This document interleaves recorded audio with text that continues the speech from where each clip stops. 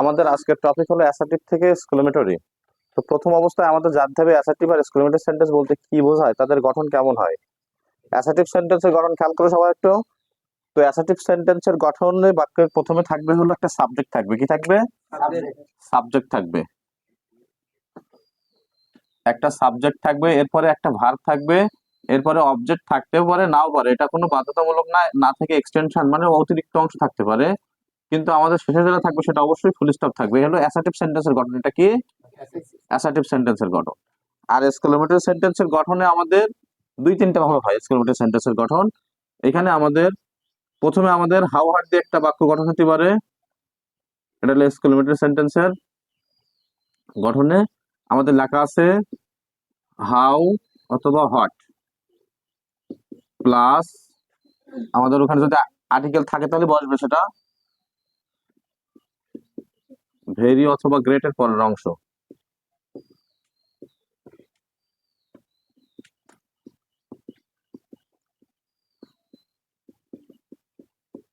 Subject plus verb plus exclamation চিহ্ন। আমাদের যদি এখানে আমাদের আরো কিছু অবশিষ্ট অংশ থাকে, প্রিপজিশন যুক্ত অংশ থাকে, সেগুলো আমাদের শেষে বসবে, তারপর এক্সক্লেমেশন চিহ্ন হবে। হ্যাঁ, একটা স্ট্রাকচার এক্সক্লেমেটরি সেন্টেন্সের। আর একটা স্ট্রাকচার হলো যে ইফ, উড, দ্যাট অথবা had plus subject plus verb হতে পারে ভিতরে ডট ডট দিয়ে, শেষে আমাদের এক্সক্লেমেশন চিহ্ন। আর একটা গঠন হতে পারে হলো হুররা, হুররা অথবা এলাস অথবা ফাই অথবা ব্রাভো প্লাস এক্সক্লেমেশন চিহ্ন plus subject plus verb plus dot dot plus full stop বাক্যের শেষে। তো আমাদের তাহলে অ্যাসার্টিভ সেন্টেন্সের গঠনটা আমাদের প্রথমে ছিল হলো সাবজেক্ট থাকবে, ভার্ব থাকবে, আর শেষে ফুল স্টপ থাকবে। সেই সেন্টেন্সকে এক্সক্লেমেটরি যখন করতে বলবে, আমাদের এক্সক্লেমেটরি সেন্টেন্স করার সময় আমাদের তিনটা নিয়ম থেকে যে কোনো একটা নিয়ম ফলো করতে হবে। এই তিনটা নিয়ম থেকে কখন কোন নিয়মটা ফলো করব, এটা আমাদের খুব গুরুত্বপূর্ণ বিষয়। তো আমরা খুব মনোযোগ সহকারে খেয়াল করি। তো প্রথম অবস্থাতে আমাদের বাক্যের ভিতরে এইখানে বলা হচ্ছে যে ভেরি বা গ্রেট, এই জিনিসটা আমরা একটু মাথায় রাখি। কি বলছে এখানে? ভেরি বা গ্রেট। যখন কোনো বাক্যের ভিতরে ভেরি বা গ্রেট থাকবে, তখন সেই বাক্যটা আমরা হাউ হার্ড দিয়ে শুরু করব। কি দিয়ে শুরু করব? হাউ হার্ড দিয়ে। এখন হাউ অথবা হোয়াট কখন কোনটা দিয়ে শুরু করব? যখন বাক্যের ভিতরে ভেরি বা গ্রেটের আগে যখন এ অ্যান থাকবে, এ অথবা অ্যান থাকবে, তখন আমরা ব্যবহার করবো হোয়াট। এ অ্যান থাকলে হোয়াট, আর এ অ্যান না থাকলে হাউ। ওকে, তো আমরা প্রথম প্রশ্নটা একটু খেয়াল করো। The girl looks very beautiful. এই বাক্যের ভিতরে কি আমাদের ভেরি গ্রেটের আগে ভেরি আছে এখানে? এর আগে কি এন আছে? নেই। তাহলে আমরা কি দিয়ে শুরু করতে পারি? হাউ দিয়ে। তাহলে এই প্রশ্নের অ্যান্সারটা আমরা লিখতে পারি হাউ প্লাস ভেরি বা গ্রেটের পরের অংশ আছে কি? বিউটিফুল। How beautiful. তারপরে বলছে কি? Plus subject plus verb. তাহলে সাবজেক্ট ছিল বাক্যের প্রথমে, কারণ এটা অ্যাসার্টিভ সেন্টেন্স, দ্য গার্ল। এরপরে হলো ভার্ব। ভার্ব যা আছে, লুক না কিন্তু লুকস, যা আছে ওটাই বসবে। এখানে মূল ভার্ব থাকতে পারে, অক্সিলারি ভার্বও থাকতে পারে, সেটা বসবে। এবং শেষে অবশ্যই আমাদের এই চিহ্ন, এক্সক্লেমেশন চিহ্ন, এটা না দিলে কিন্তু হবে না। ইন্টারোগেটিভে যেমন জিজ্ঞাসা চিহ্ন না দিলে হবে না, ঠিক এক্সক্লেমেটরিতে এক্সক্লেমেশন চিহ্ন না দিলে হবে না, বাক্য ভুল হয়ে যাবে। বুঝতে পেরেছো? পরের প্রশ্ন দেখো, ইট is a very exciting game. এই বাক্যটাও আমাদের ভেরি আছে, তার মানে আমাদের প্রথম স্ট্রাকচার দিয়ে হচ্ছে। তবে আমরা শুরু করবো কি দিয়ে? হট দিয়ে, কারণ এখানে আমাদের এ আছে। বুঝছো? তাহলে এই প্রশ্নের অ্যান্সারটা আমরা শুরু করবো হলো হোয়াট। ওই যে এ আর ওটা বসে যাবে, কিন্তু এখানে বসে দেবো আমরা ভেরি বা গেটের পরের অংশ। তাহলে এক্সাইটিং গেম এটা আমরা বসে দিচ্ছি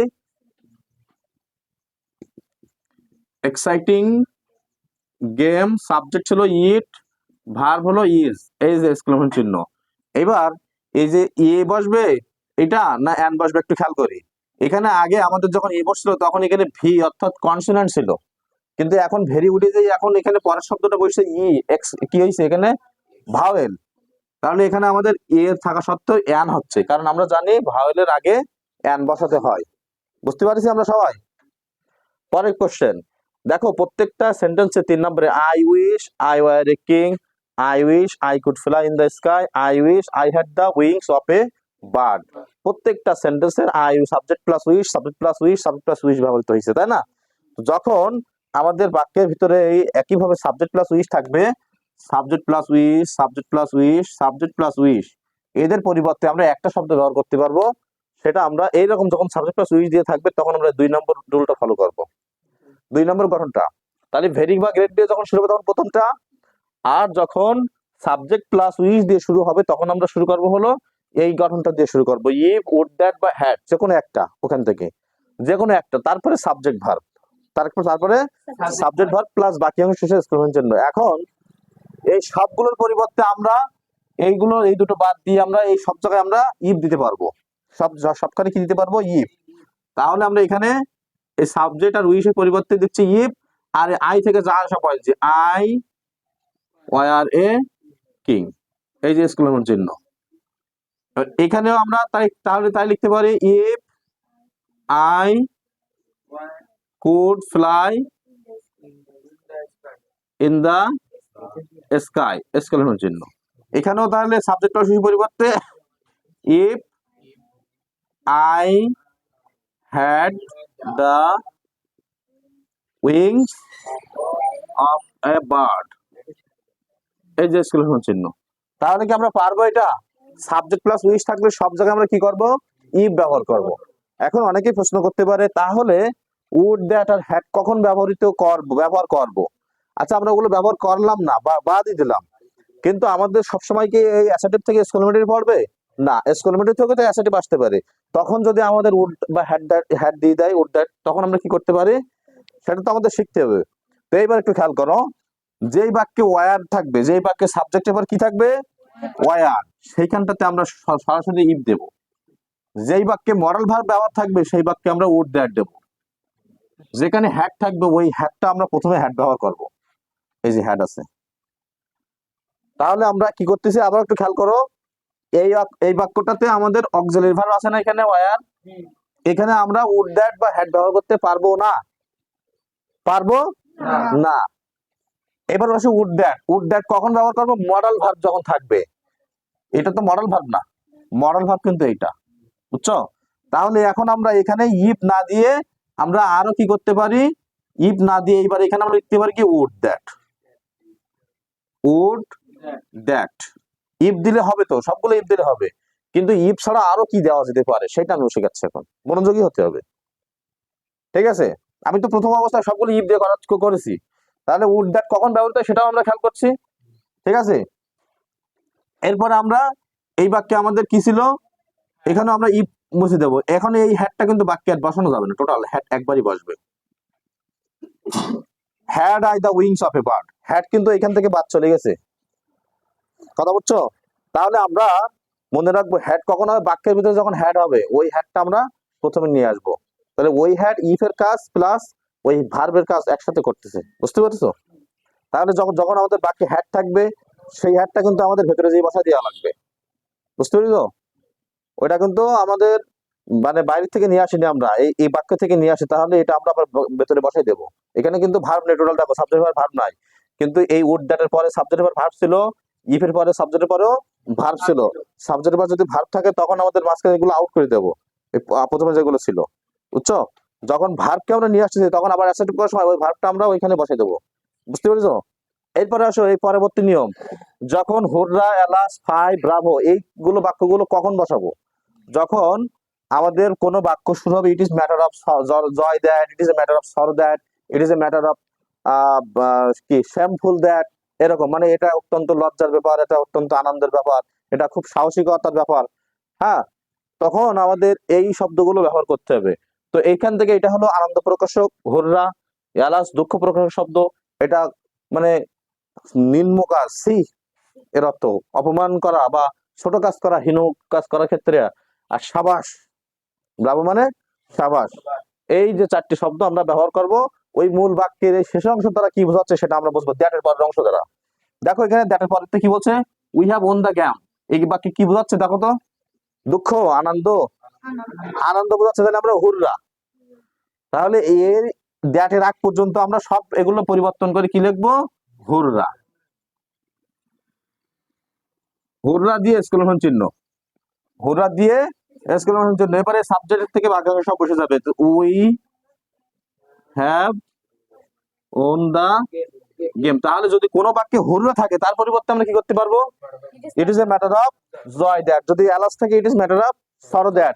দ্যাট দিয়ে পরে যা আছে সেগুলো বসে যাবে। এবং এখানে এক্সক্লেমেশন চিহ্নটা কিন্তু শেষে না, ভালো করে খেয়াল করো। এই যে হুররা, এলাস, ফাই এই শব্দ পরে, এবং এই বাক্যের শেষে আবার কিন্তু ফুল স্টপ বসবে। খুব মনোযোগ সহকারে খেয়াল করো, বুঝতে পেরেছো? তাহলে আমি আবার একটু বলি, যখন কোনো বাক্যে ভেরি বা গ্রেট দিয়ে প্রশ্ন শুরু হবে তখন আমাদের কি করব?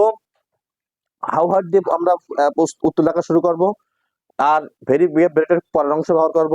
এমনও বাক্য আসতে পারে ভেরি গ্রেট নাও থাকতে পারে, সেখানে আমরা মনে করো অ্যাডজেক্টিভ খেয়াল করবো। অ্যাডজেক্টিভ ভেরি গ্রেটের পরে যেটা থাকবে সেটা হলো অ্যাডজেক্টিভ থাকে, ওইটা আমরা তখন ভেরি ধরবো, ভেরি কাউন্ট করে আমরা লিখবো।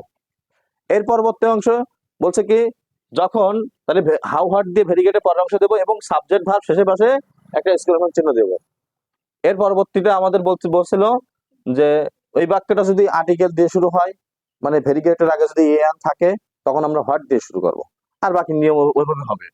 আর যদি কোনো বাক্যের সাবজেক্ট প্লাস উইচ দিয়ে শুরু হয়, তখন তার পরিবর্তে আমরা শুধুমাত্র ইফ দিলে হয়ে যাবে। তো যখন আমরা ইফ ছাড়াও আরো কিছু দিতে পারি, সেটা উড দ্যাট। যখন দেখবো সাবজেক্টের পরে মডেল ভার্ব আছে, মডেল ভার্ব, তখন আমরা উড দ্যাট ব্যবহার করতে পারবো। যখন সাবজেক্টের পরে হ্যাড থাকবে, ওই হ্যাডকে আমরা প্রথমে ব্যবহার করতে পারবো। আর যখন হুররা, এলাস, ফা এগুলো থাকবে, বা যখন কোনো বাক্যে it is a matter of joy that, sorrow that থাকবে, তখন আমরা তার পরিবর্তে it is a matter of joy that বা হুররা, এলাস এগুলো আমরা পরিবর্তন করে করে লিখবো। হুররা আনন্দ প্রকাশক, এলাস দুঃখ প্রকাশক, ফাই সি বাবা নিসো হীনমন্য কাজের ক্ষেত্রে, ব্রাভো হলো প্রশংসা করার কাজ ক্ষেত্রে। ঠিক আছে, তাহলে আমাদের এটা হয়ে গেল। আমরা আমাদের একটা পার্ট থেকে কিন্তু আমরা দুইটা পার্ট করতে পারবো আশা করি। হ্যাঁ,